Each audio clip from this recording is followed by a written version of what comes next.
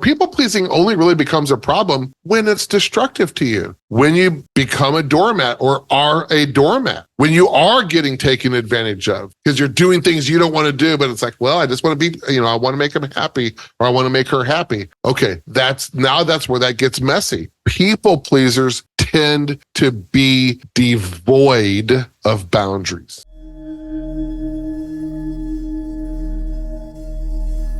Jamie, it's 12:02, so good afternoon. How you doing today? I'm very good, Mark. How about you, buddy? Good. I appreciate our conversations as always. And this one came as a topic from an online, I don't know if it's a direct message that one of my marketing individuals received or not, but it was asked of us. And I have a few things to say about it because it's an interesting topic that I don't know a lot about, and it's people pleasing versus kindness. And I find this interesting, and I want your perspective on this because a lot of Take 2 Minutes talks about kindness, which I think is important for people to be kind. My knowledge between people pleasing and kindness is minimal. And some of the comments that were made is around people pleasing being more of a selfish behavior, whereas kindness is a selfless behavior. So I'm interested in your thoughts around this. Yeah. So, I think so I agree with that. Let's just start there. So I do agree that people pleasing is selfish and kindness is selfless. I agree with that. I think a good place to start would be, where does people pleasing start? Well, this is interesting to me, and I'm curious how it applies to me because I think of myself as trying to be a kind person, and I'm not sure where the boundaries between kindness and people pleasing are. My perspective, and it may be inaccurate, is people pleasing is when you're really focused on, saying yes or helping people just for them to like you, I believe, or try to have and I think the boundaries are, in my mind, blurred. So I'm really curious what you think the boundaries or the differences are as well. Yeah, it really, so it starts at motivation. Okay. A lot of people pleasing starts as a defense mechanism. I don't want to piss dad off, so I'm going to do whatever he says to do. Okay. Right? My mom, if I ever tell my mom no, she loses her mind and punishes me. So I want to avoid that punishment. So that makes sense. Clear people pleasing there. Okay. Right. So you learn that my behavior, you'll treat me better, or at least not dislike me when I'm a good boy. Right. Similarly, we can say in the workplace, you might do that to your boss so you don't have consequences in the workplace as well. What do they call people pleasers in the workplace, though? I guess it's a yes man or a yes person. Yeah. Absolutely. Yeah, that's right. Right. So, so now we got to look at the motivation, right? That's the difference. Am I doing that because that's my character and that's just who I am? Or is there an insidious motivation underneath it? Eddie Haskell was a people pleaser, right? He always said the right things. Right. But he didn't mean any of it. And I would be willing to bet there's some viewers who don't know who Eddie Haskell is. Oh, did we just age ourselves? Possibly. I'm not saying that. We're both young. It's okay. Eddie Haskell, Leave It to Beaver. Right. He was in front of everybody. Well, yes, Mrs. Beaver. Yes, our Cleaver. Right. Leave it to Beaver. Leave it to Cleaver. No, Beaver was the boy. Cleaver. Yep. Yes, Mrs. Cleaver. I'd love to do that, Mrs. Cleaver. So he was always like kind but then behind the closed doors, he was just a rat. Right. People pleaser. Right. He wants to put on a good show. I want to look like I'm kind. I want to look like I'm agreeable. I want to look like I have virtuous motivations. But the reality is I don't. It's all just for me. Now, here's some of the gray area for me. Like, I try to make sure I have an appearance every day. I look the best I can. I try to dress nicely and those type of things. Is that people pleasing at all? Because I want people to look at me better? Or is that for my own? Because in my mind, it's just I feel better doing this. But is that people pleasing, or can it be? No, I don't think so. I think that's no. Well, so you asked two very different questions. Right. Is it people pleasing? At the surface, I would say what you're doing. No, that's not at all. That's your image. That's just who I am. I carry myself in this way. This is how I present myself. Can it be? Absolutely. Right. Right. And like, okay, so here's because you can present yourself as someone that you're not. The example I will give, and many people will maybe understand this, I don't know. So the United Pentecostal Church, UPC Church, okay, their dress code belief system, and we're not going to get into whether it's right or wrong, it doesn't matter, but their belief system is women shouldn't wear makeup, women don't cut their hairs, and women only wear dresses or skirts. Okay. Well, can you look the part and still not believe like as a good Christian should be? So like a lot of kids, they dress the part because that's what mom and dad told them to do. Right. Right. Why don't you wear makeup? Well, because that's what my mom says. Even after they're out of the house. Another great example about this is people that still go to church, and this is very common in the Catholic religion. Well, why do you go to church? Man, if I left the Catholic Church, my grandma would roll over in her grave. Or if I left the Catholic Church, my grandma would never speak to me again. Or my mom That's and dad. really interesting. So that's people pleasing because of values that were ingrained in you from a child at that point, correct? Or No, just at a It's not young age. value. No, because that's not, they don't hold that value. Okay. They might say, I hate church. Well, why do you go then? Well, because my grandma would never talk to me again. Okay. Right? That's still people pleasing at that point. That's absolutely people pleasing at that point because it's an appearance. It's not what you value. It's not you're not the motivation is I don't want my grandma mad at me. This is interesting. I have a lot of thoughts. I have thoughts just going crazy right now. It's wild, right? Because Yeah. because you could say, well, why do you go to church? Well, I go to church because I love Jesus. Oh, okay, good. Got it. Yeah, that's a That reason not that's people internal to you. pleasing. Yeah, exactly. That's me. Yes. Why do you go to church? Oh man, my dad would never speak to me again if I quit going to church. Yeah, Or you're doing it for yourself. why don't you cut your hair and wear makeup? If I did that, my grandma would never talk to me again. Oh, okay. People pleasing.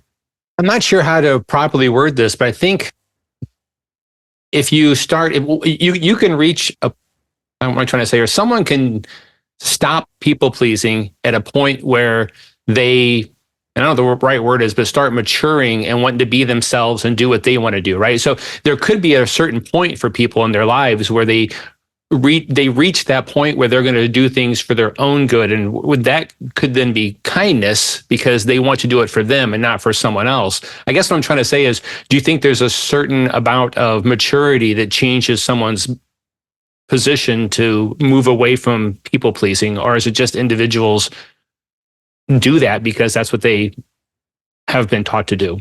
Okay, so again, I think you've asked a couple different questions there. I have, yeah. So one thing I think that is important to really kind of understand is I do believe that I want to be careful to say maturity. Yeah. But it really is, right? We view maturity and immaturity as an age thing. And yes, I didn't mean it that way. Correct. No, I know you didn't. Yeah. I view maturity, and when I even talk to my clients, like there's a lot of people who are 70 years old that are very immature still. 80 years old, very immature, right? So I view maturity as a responsibility thing, an independent thing, right? If I am mature, let's say, right? It doesn't mean a fuddy-duddy. It doesn't mean a stick in the mud, right? But I do the things that I have to do for me and my family, right? And that's a mature mindset, right?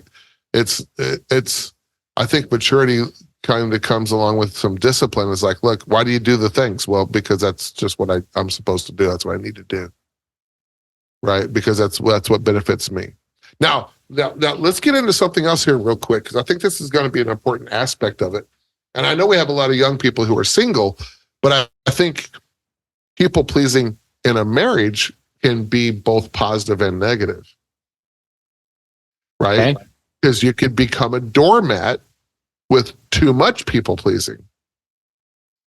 Or you could be a very good spouse. Right. Well, why do you do it that way? Well, that's how my wife likes it. Well, that's an agreed relationship that we've agreed on. That's how we're going to do it. That's being selfless on my part. That's me being kind.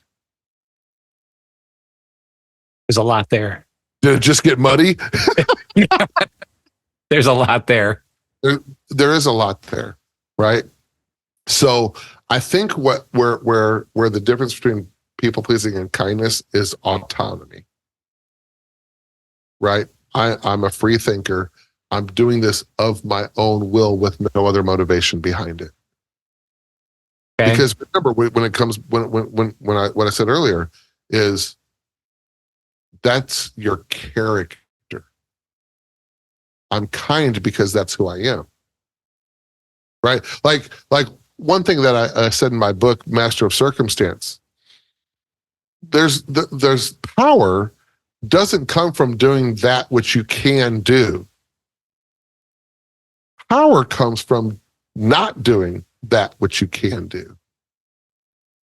That's where you're powerful at. Go back to the spouse thing. I'm curious more on this one here. I think there's definitely, you muddied the waters on that one in my mind. So I do think, in my view, there is some people pleasing that happens in a marriage just to keep things from escalating or helping the other person. You know, it's a give and take. I mean, marriage is a give and take always. Absolutely. And so I think there's some people pleasing there, but I don't think in that capacity, it could be viewed, I guess it depends on to what level it's happening, if it's a bad thing or a positive thing. That's right. And every marriage is different. Right. So, you might have a stay-at-home husband who does all the things, the cooking, the cleaning, the outside, the inside, everything, and the wife goes to work all the time. Now, for other people, they'd be like, "Oh, I would never do all that." Okay, I mean, that's you. Right. It has to work for the two of you. And again, can someone take advantage of you without your permission? Well, I'm not sure how to answer that one. I would think, in my head, I'm arguing both ways. I'm curious what your answer is. You can't. They're like, well, your wife's taking advantage of you. No, she's not. That's what I want to do. She's taking advantage of your kindness. No, she's not. That's what I want to do. I know what I'm doing. I have free will. I have an understanding of what all is going on. She can't take advantage of me because I want to serve her. I want to be kind to her. I want to please her. But can someone take advantage of you without to your question, is it possible? Not without your permission. You have to let it happen. That's right. I know that's deep, and I know that's the reality of it. So how about in a robbery or in a bad situation? Then they're not taking advantage of you. Okay. They're assaulting you. That's different. Okay, thank you. Yep. Good. That's a great point. That's a great point, right? But like when we're talking about, especially like in relationship, well, they're just taking advantage of you. Are they? That's what I want. And it works for us. Right. Because again, every marriage is going to look differently. Every relationship, that's going to look differently. There's some foundational things that are going to have to be applied in every marriage to make it healthy and work, right? But what that really looks like, boy, that's tough, right? So that's going to be differently.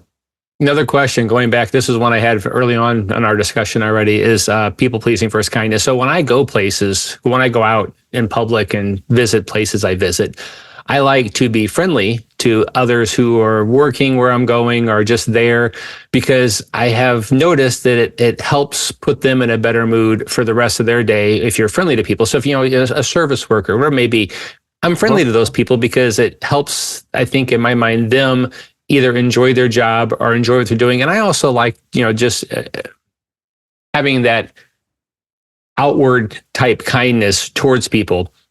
Could that be considered people pleasing? Or because I really, part of it is doing it because I want them to also be happy and enjoying what they're doing, but that's what I want. Well, okay, so that very last statement kind of got a little, just a hair.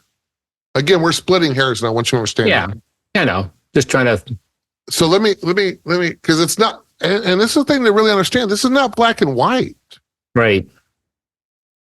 Because motivation isn't black and white. Because I don't know you may not even, look, a lot of people pleasers don't even realize they're people pleasers. So until someone says, that might be a little bit over here versus just over here. To your point, I want to say this because I think this will kind of add some context to it. Who I am, my integrity, my character, and I have developed this, okay? One of the mottos that I live my life by is I would prefer to leave people in a better place than I found them. Right. I get that. Right? Yeah. That's not about me. It's I understand. I might be the only nice person they come across all day. Right. I might be the only smile, the only kind eyes, the only whatever. Right? I don't do that for them. I do it for them, but that's just who I am. My mission is, I want to be the change, right? The Dalai Lama said this, right? Dalai Lama. I didn't say that right. Said this. He says, look, be the change you want to see in the world. Yes. So that's what I do. Right? So kindness, and the other thing about kindness is it's infectious. I believe it is, yes. Now it's really interesting though. Here's a dilemma. So you're in your Starbucks line because I know you love Starbucks. I've been to a Starbucks in a decade, but go ahead. And they're playing that game of paying for the person behind you. Oh, I've heard of that. Yes. Right? Yes. I'm gonna pay for theirs too. And then you get up there, hey, how much is your cost? Oh, no, the person in front of you paid for it. Well, I should pay for the person behind me. And it goes on for hours and hours and hours. How many of those people were kind and how many of them were people pleasers? Ooh, I would bet the majority were people pleasers or doing it because someone else did it already. I'm not saying what's right or wrong there, but right. No, yeah. Tend to agree with you because now there's that peer pressure. Yeah. I don't want to look bad. I want to look good. So I'm going to go ahead and pay for the clown behind me now. Now, if they had that realization, I think, and they did it and they wanted to do it, not because they felt bad, they go, oh, so now they did it, I should do it too, and I'll feel good about it. That could be kindness then ultimately. If they made the decision they wanted to, not because of guilt, but because they wanted to keep it going, they enjoyed it, something like that. That could be continuing the kindness, couldn't it? Can a should? That's interesting. Could a should be a kind, or is a should a people please? Right. Like you said, there's some gray areas here, isn't there? That's right, and no different than in the world of salvation, that everybody's salvation is different. That's between you and God, right? I don't know what your motivation is. How about if people pleasing maybe isn't a bad thing unless you're doing it excessively and it's causing you harm?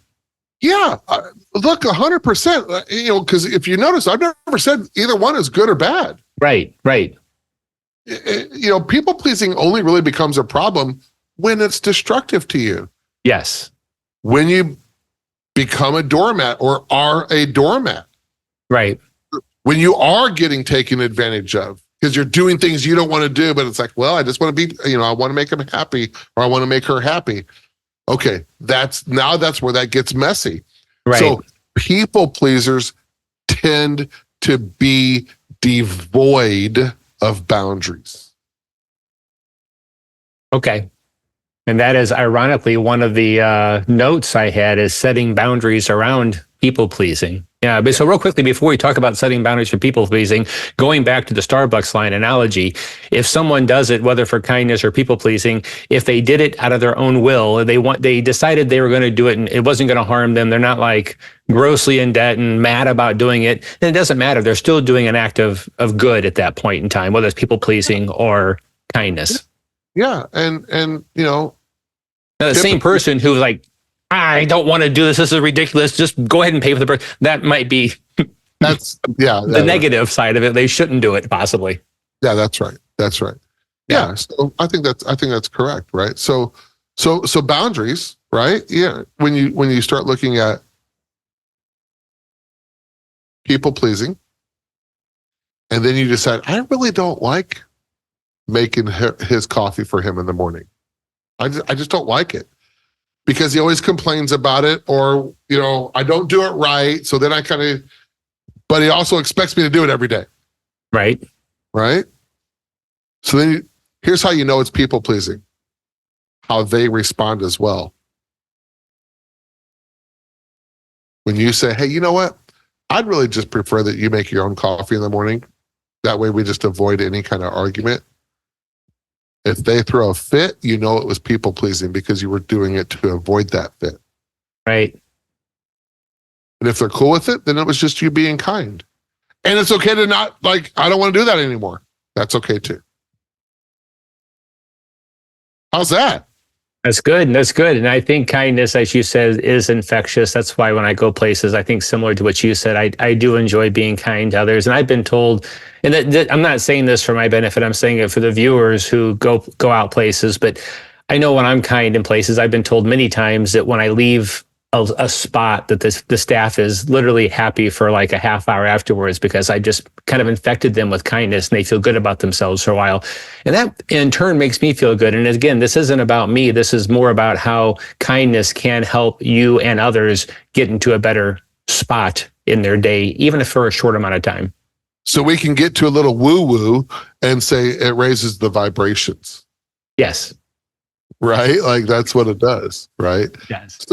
So no different than the 3 good things for take 2 minutes, right? Why do I do 3 good things? Well, it helps me. It changes my focus. It raises my vibration. Why do I do a gratitude log? Well, it changes my vibration. Why do we ask you to, hey, send us back something you're grateful for today? Well, because it raises your vibration. And it raises our vibration because we're reading what you're grateful for. Like, that's pretty stinking cool. And to comment on that, we don't see gratitude journal entries. I know that, but it felt good to say. But what I do see is how many entries have been made in a day. And knowing that there are thousands in a week, that makes me feel good that the system is being used. But yeah, we have no... I know we don't read them, but when we see the analytics, yes. This is, man, so we sent out that message that said, hey, send us what you're grateful for today. And we get, 3,000 responses. It's like, man, all right, something's happening here. This is good stuff. Ideally, you're helping people, or in theory, helping people at that point in time, which adds some happiness in our day. Absolutely. And back to the 3 good things. The 3 good things is great for just what you said. It makes you reflect on good things that happen that day at the end of the day and puts you into a better mindset for when you go to bed. And it's a very, very powerful tool to help you get into a more positive mindset. And going back to your whole concept, the last few conversations about priming, all these things help prime you to get more accustomed to doing that, or recognizing these good things, or recognizing kindness in the world. And as you recognize kindness, you are more adept at seeing more and more of it and being a part of more of it, which just helps with positivity and happiness overall. I was watching a podcast right before we well, at the end of my last session, I brought it on. You know who Jocko Willink is? I do not. So he's a Navy SEAL retiree guy, you know, motivational speaker. He's tough. He's right. He's pretty cool though. So he has this video where he just talks. His whole saying was, anytime anybody would bring something to him that was not optimal, his response is always good. Hey, we didn't get the funding. Good. More time to train. Hey, this didn't happen. Good. Hey, I got tapped out in my match today. Good. You learned. Right? What if you took that mindset to everything that happens in your life? Adverse or not. And this is the three good things, right?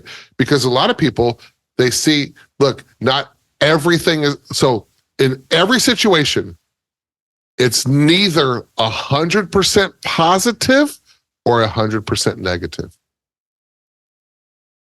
Right? So he says, if you have the ability to say good, you know what that means? You still got breath in your lungs. So you can still get up and fight. So you regroup, you reactivate, you recalibrate, and you re-engage. Man, that's good stuff. It is. Right? I love that. So, and that's what three good things does for you as well. It helps you kind of look, bad things are going to happen. Oh yeah. Well, how can I look at that and say, good.